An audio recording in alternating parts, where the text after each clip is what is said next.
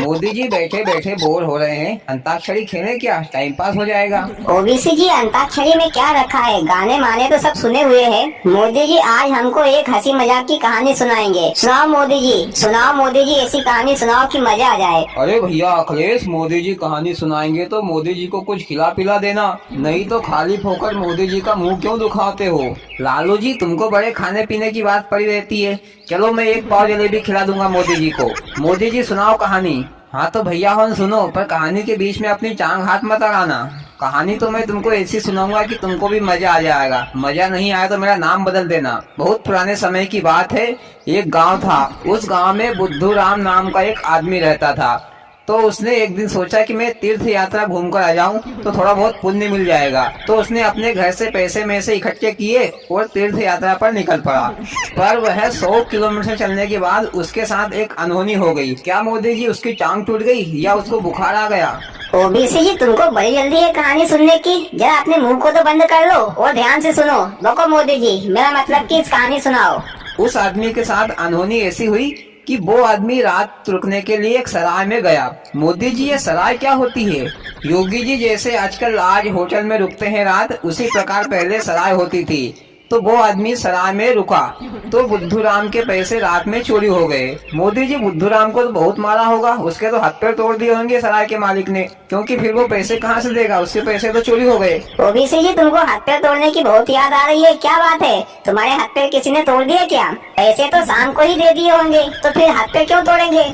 आप बीच में मत बोलना। बोलो मोदी जी, आगे क्या हुआ? बुद्धू राम के पैसे रात में चोरी हो गए और वह सुबह से उठा और जंगल में चला गया और जंगल में जाकर जोर जोर से रोने लगा कि हे भगवान, तुम्हारे दर्शन करने के लिए मैं तीर्थ यात्रा पर जा रहा था, पर मेरे पैसे चोरी हो गए। अब मैं कैसे तीर्थ यात्रा करूंगा? मोदी जी, तीर्थ यात्रा तो पैदल भी कर सकता है ना, इतना दिमाग नहीं है क्या उसमें? खाली फोकट रोने लगा। तभी उसका नाम बुद्धू राम रखा है उसके माँ बाप ने।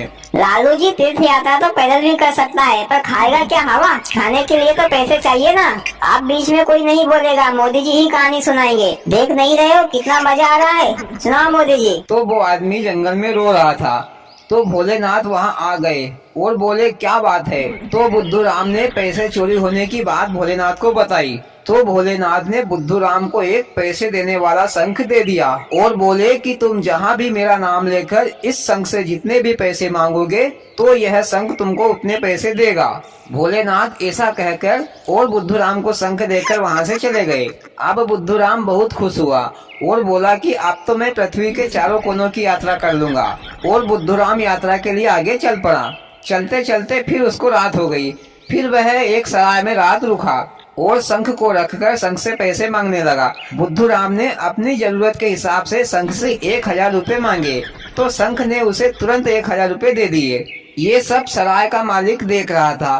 तो सराय के मालिक ने सोचा, क्यों नहीं मैं इस आदमी का ये शंख चुरा लेता हूँ, तो फिर मुझे कोई काम करने की जरूरत ही नहीं पड़ेगी। तो सराय के मालिक ने वो पैसे देने वाले शंख को चुरा लिया। सुबह हुई तो बुद्धू राम ने देखा कि उसका शंख उसके पास नहीं है। तो फिर बुद्धू राम उठकर जंगल में चला गया और जाकर जोरों से रोने लगा। तो बुद्धू राम की रोने की आवाज सुनकर भोलेनाथ आ गए और बोले, क्या हुआ? तो बुद्धू राम ने भोलेनाथ को अपनी सारी बात बता दी। फिर भोलेनाथ ने बुद्धू राम को एक दूसरा शंख दिया। उस शंख का नाम था ढपोल शंख और बोले कि मेरा नाम लेकर इस शंख से तुम जितने पैसे मांगोगे तो ये शंख जोर जोर से चिल्लाएगा कि तुम 1000 क्या 10,000 रुपए मांगो, 10 लाख रुपए मांगो, अभी देता हूँ। पर ये शंख पैसे में से तो देगा नहीं, सिर्फ खाली फोकट की बकवास करेगा। ऐसा कहकर भोलेनाथ ने बुद्धू राम को शंख दिया और वहाँ से चले गए। तो फिर बुद्धू राम उसी सराय में रात रुका जहाँ उसका पहले वाला शंख चोरी हुआ था। तो रात में बुद्धू राम ने ढपोल शंख से पैसे मांगे कि मुझे 10,000 रुपए चाहिए।